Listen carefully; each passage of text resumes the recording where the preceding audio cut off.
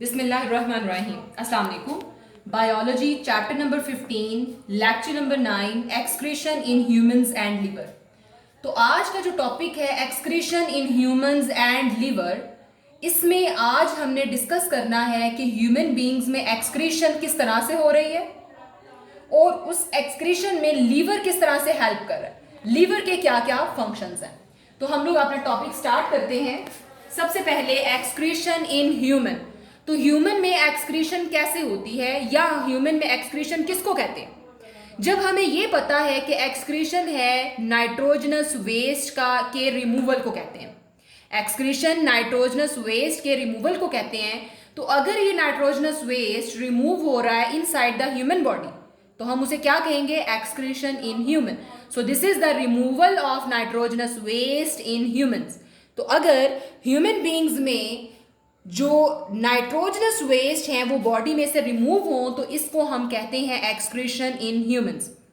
ये जो nitrogenous waste हैं इनके लिए अनदर टर्मिनोलॉजी जो यूज की जाती है that is the metabolic waste. अब हम इस नाइट्रोजनस वेस्ट को मेटाबॉलिक वेस्ट क्यों कहते हैं? Why we call the nitrogenous waste the metabolic waste? उसकी रीजन क्या है? ऐसे waste that are produced in result of metabolism, the waste that are produced in result of metabolism that are called the metabolic waste। ऐसे waste जो किसके result में produce हो रहे हैं? मेटाबॉलिज्म के। और वो हमें पता है कि नाइट्रोजनस वेस्ट भी तो मेटाबॉलिज्म के रिजल्ट में ही प्रोड्यूस होते हैं। तो इस तरह के जितने भी वेस्ट जो मेटाबॉलिज्म के रिजल्ट में प्रोड्यूस हो रहे हैं that are also called the metabolic waste. और अगर हम मेटाबॉलिज्म को देखें तो मेटाबॉलिज्म क्या है?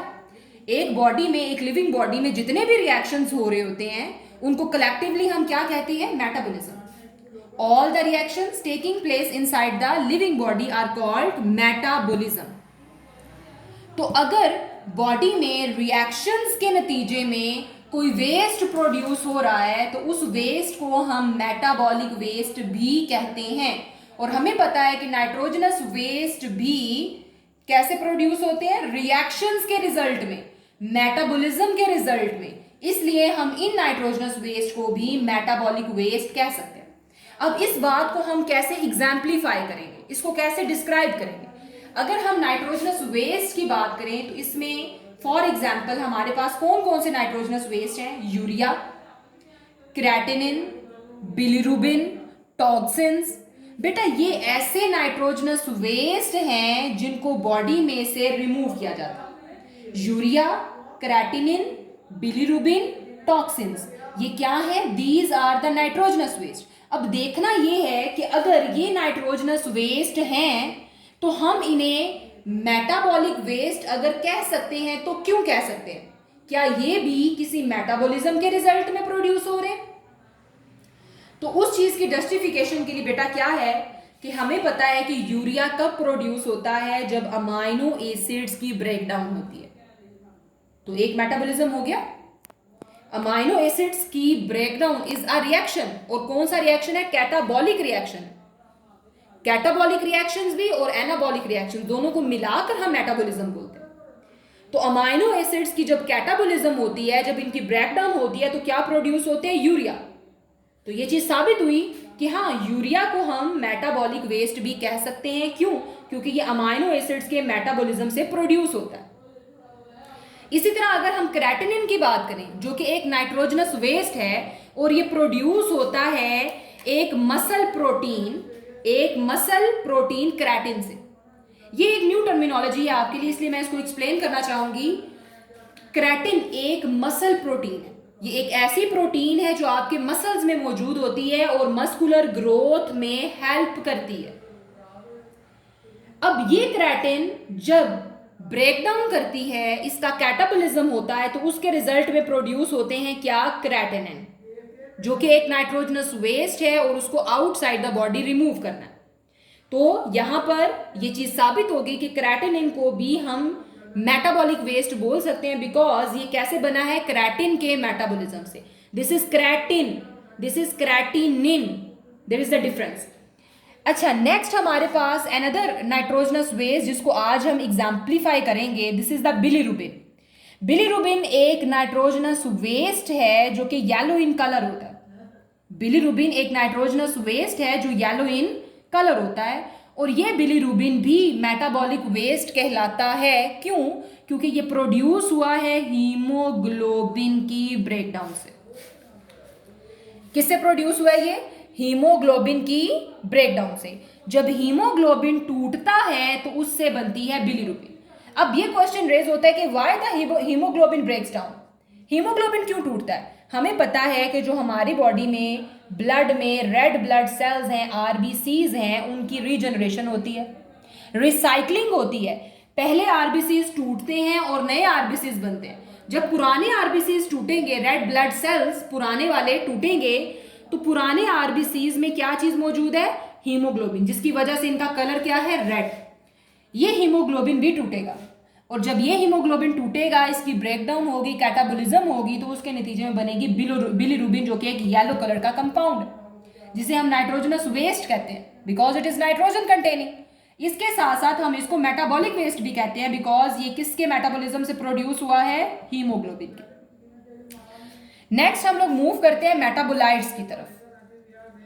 मेटाबोलाइट्स भी नाइट्रोजनस वेस्ट है, इसके साथ साथ ये मेटाबॉलिक वेस्ट भी हैं। अगर मेटाबोलाइट्स की डेफिनेशन पूछी जाए तो बच्चे मेटाबोलाइट्स को डिफाइन कैसे किया जाता है कि metabolites are the compounds that are produced during the metabolism. Metabolism के रिजल्ट में जो केमिकल्स, जो प्रोडक्ट्स बनती हैं, that are called the metabolites. So generally हम उनको मेटाबोलाइट्स कहते हैं।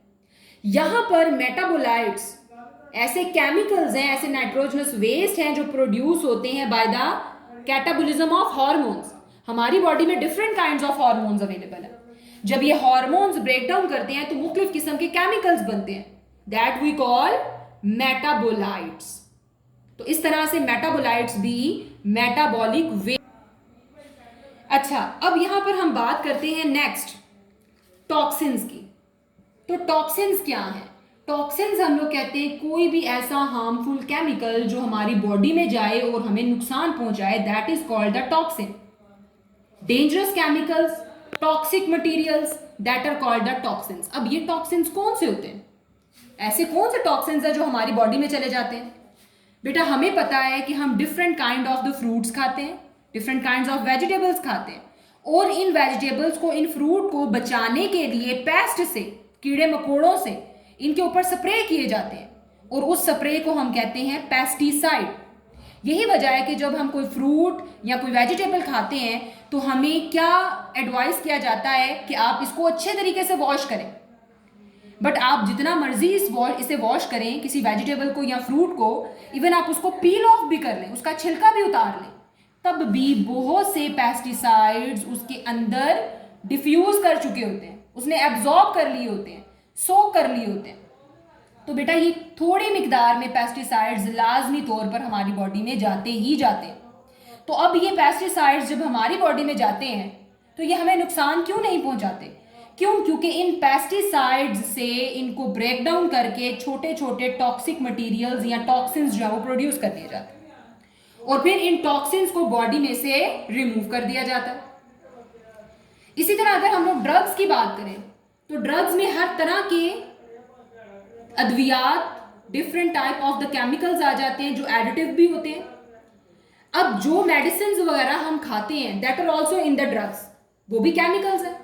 लेकिन जरूरी नहीं कि एक जगह जो केमिकल आपके लिए फायदेमंद है तो वो केमिकल हमेशा आपके लिए फायदेमंद रहे।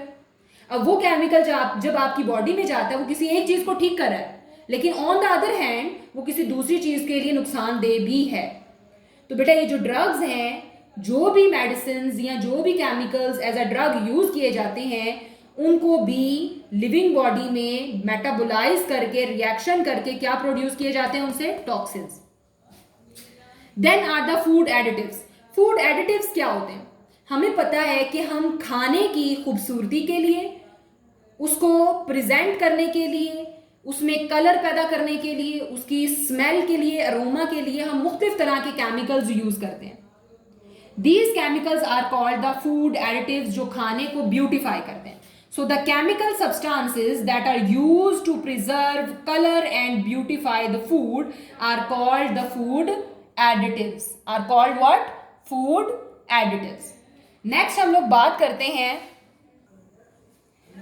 नेक्स्ट हमने देखना है लीवर को और किडनीज को, जो क्या है, एक्सक्रीटरी ऑर्गन्स हैं ह्यूमन के अंदर. अगर हमने ये बात की पहले कि ह्यूमन बीइंग एक्सक्रीशन करते हैं, तो उनके अंदर एक्सक्रीशन कौन से ऑर्गन्स के जरिए हो रही है? वो है एक्सक्रीटरी ऑर्गन्स. और वो एक्सक्रीटरी ऑर्गन्स कौन कौन से हैं? Kidneys and liver. किडनीज क्या करती हैं? वो सारा का सारा वेस्ट मटेरियल जो डिफरेंट वे से प्रोड्यूस होता है, वो इस वेस्ट मटेरियल को रिमूव करवाती हैं फ्रॉम द बॉडी. किडनीज क्या करती हैं? जो हमारी बॉडी में वेस्ट मटेरियल प्रोड्यूस हुआ होता है, जो ऑलरेडी वेस्ट मटेरियल प्रोड्यूस हो चुका है, वो उस वेस्ट मटेरियल को बॉडी में से रिमूव करवाती हैं. तो ये किडनीज का फंक्शन है. लेकिन उस वेस्ट मटेरियल को प्रोड्यूस कौन करवाता है? लीवर, डिफरेंट मेटाबॉलिज्म के जरिए. इस बात को कंसंट्रेट करने की जरूरत है कि किडनीज क्या काम कर रही हैं. किडनीज काम कर रही हैं रिमूवल का. वो वेस्ट मटेरियल को रिमूव करवाती हैं, वो प्रोड्यूस नहीं करती. लेकिन ऑन द अदर हैंड जो लीवर है, वो किडनी को कैसे सपोर्ट करता है? नाइट्रोजनस वेस्ट को प्रोड्यूस करके, डिफरेंट केमिकल वेस्ट को प्रोड्यूस करता है. तो अगर हम लीवर के फंक्शंस को देखें, तो लीवर के फंक्शंस बहुत ज्यादा हैं, जिसकी वजह से हम इसको बोलते हैं सेंट्रल स्टेशन ऑफ मेटाबॉलिज्म. हमारी बॉडी में जितना भी मेटाबॉलिज्म हो रहा है, उसका सेंट्रल स्टेशन कौन है? लिवर. ये बहुत से केमिकल रिएक्शंस में इन्वॉल्व है. So liver is the very crucial part of our body. ये सेंट्रल स्टेशन है फॉर द मेटाबॉलिज्म. हमारी पूरी बॉडी की सस्टेनेबिलिटी जो है, वो किसके ऊपर डिपेंड करती है? मेटाबॉलिज्म के ऊपर. जो हमारी बॉडी के अंदर रिएक्शंस हो रहे हैं, तो इन रिएक्शंस को कंट्रोल कौन कर रहा है? ये रिएक्शंस कहां पर हो रहे हैं? In the central station liver. मिसाल के तौर पर सबसे पहले जो इसकी करैक्टरिस्टिक्स है, उनको अगर हम बताएं, तो क्लीयरिंग हाउस कहलाता है ये. हम लिवर को एक जगह जहां पर सेंट्रल स्टेशन फॉर मेटाबॉलिज्म कह रहे हैं, तो दूसरी तरफ इसको हम क्लीयरिंग हाउस भी कहते हैं, कि ये सफाई करवाता है. कैसे सफाई करवाता है? क्योंकि ये हेल्प करता है एक्सक्रीटरी सिस्टम में. किस तरह से? Liver support the kidneys by detoxifying many chemical poisons and produce ammonia, urea, uric acid from nitrogen of amino acids. अब लीवर कैसे किडनी को सपोर्ट कर रहा है? हमें पता है कि हमारी बॉडी में मुख्तलिफ तरह के केमिकल पॉइजन्स बन रहे हैं. अमोनिया, यूरिया, यूरिक एसिड, ये नाइट्रोजनस वेस्ट भी प्रोड्यूस हो रहे हैं अमाइनो एसिड के मेटाबॉलिज्म से. तो जो लीवर है, वो क्या करता है? लीवर अमाइनो एसिड से अमोनिया, यूरिया, यूरिक एसिड को बनवाता है, और जो हमारी बॉडी में कोई केमिकल पॉइजन्स आ जाते हैं, उनको क्या करता है? डिटॉक्सिफाई, ताकि वो हमें नुकसान ना पहुंचाए. जो टॉक्सिन्स प्रोड्यूस हो जाते हैं, उन टॉक्सिन्स को क्या करता है? डिटॉक्सिफाई, उनके हार्मफुल इफेक्ट को खत्म कर देता है. एक टॉक्सिक मटेरियल आपकी बॉडी में चला जाता है. अब वो टॉक्सिक मटेरियल जैसे ही आपकी बॉडी में जाएगा, लिवर कमांड क्या करेगा कि इस टॉक्सिक मटेरियल को डिटॉक्सिफाई कर दिया जाए, ताकि ये आपको नुकसान ना पहुंचाए. जब तक ये आपकी बॉडी में रहे, ये आपको नुकसान ना पहुंचाए. अब बाद में जब ये डिटॉक्सिफाई हो जाएगा, तो इसको रिमूव कर दिया जाएगा by means of the kidneys into the environment, outside environment. तो इस तरह से इसको हम क्लीयरिंग हाउस कहते हैं, एक साफ करने वाला घर कहते हैं, जिसमें क्या किया जाता है कि वो केमिकल पॉइजन्स जो बॉडी में आ चुके हैं, उनको भी डिटॉक्सिफाई किया जाता है. और इसके अलावा वो केमिकल कंपाउंड जो हमारी बॉडी में मौजूद हैं, उनसे नाइट्रोजनस वेस्ट प्रोड्यूस किए जाते हैं, ताकि उनको भी बॉडी से रिमूव कर दिया जाए. नेक्स्ट, अगर हम यूरिया को देखें, इसको एग्जाम्पलीफाई करना चाहें, अगर एक्सप्लेन करें, तो यूरिया के बारे में क्या कहा जाता है कि this is the primary nitrogen waste. जहां पर हमने पहले बात की थी, प्राइमरीली यूरिया, यूरिक एसिड और अमोनिया नाइट्रोजनस वेस्ट के तौर पर यूज किए जाते हैं. इनकी एक्सक्रीशन ज्यादा मैटर करती है. तो इन तीनों में से भी जो प्राइमरी वेस्ट है, वो कौन है? यूरिया. तो यूरिया जो है वो कहां पर प्रोड्यूस होता है? ये प्राइमरी वेस्ट कहां पर प्रोड्यूस होता है? आज के लेक्चर से पहले जो लेक्चर्स थे उनमें हमने देखा कि यूरिया जिन रिएक्शंस के थ्रू प्रोड्यूस होता है हम उन्हें कलेक्टिवली कहते हैं यूरिया साइकिल। और ये यूरिया साइकिल कहां पर रन होता है? लीवर में। तो बेटा यूरिया को प्रोड्यूस करवाने का काम भी किसका है? लीवर का। लीवर ना सिर्फ किडनीज को हेल्प आउट कर रहा है, उनके फंक्शन में सपोर्ट कर रहा है, बल्कि वो दूसरे बॉडी पार्ट्स को भी असिस्ट करता है। मिसाल के तौर पर प्रोडक्शन ऑफ द स्वेट। हमें पता है कि हमारी स्किन पे से स्वेटिंग होती है और स्वेट प्रोड्यूस होता है और उसको रिमूव किया जाता है। स्वेट असल में होता क्या है? Removal of the water and salts from the sweat glands.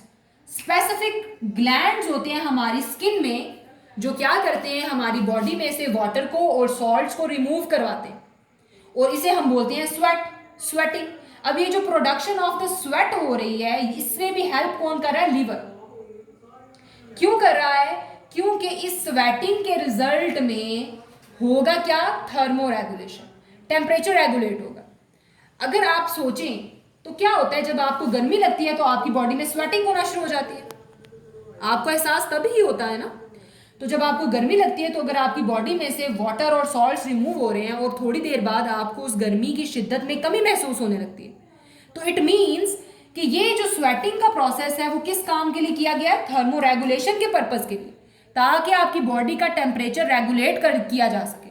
अगर आपको बहुत ज़्यादा गर्मी लग रही है, हाई टेम्परेचर हो रहा है, तो उसको मिनिमाइज किया जाए और ये होता है।